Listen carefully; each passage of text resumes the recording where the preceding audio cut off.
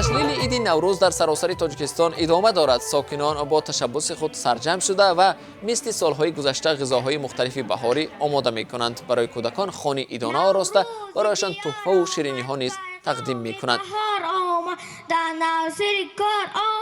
نوروز مبارک باد. امروز در محله کنستیتوسیای شهر دوشنبه ساکنان پس از یک سال دشوار و پرهراس بیماری کووید 19 به کوچه ها برآمده خانه نوروزی تهیه کردند.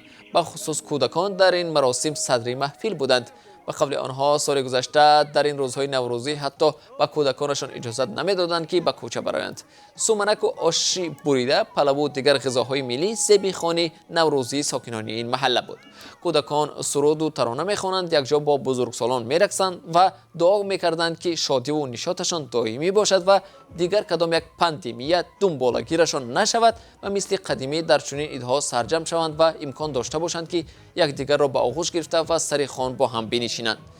در حالی که تدبیرهای ضد کرونا ویروس در کشورهای دیگر سخت‌تر می شود، ظاهراً در تاجیکستان ساکنان خوفی را احساس نمی کنند و به نظر می رسد فاصله اجتماعی و نقاب پوشی از سوی ساکنان رعایت نمی شود.